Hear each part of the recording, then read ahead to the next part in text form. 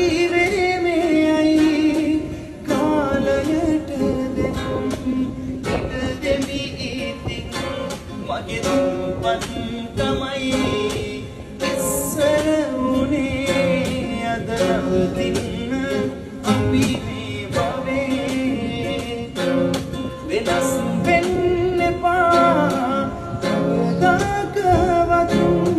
මට කීව ඔබ කොයිද අද දෙන්නුනේ අලුත් පැල්ල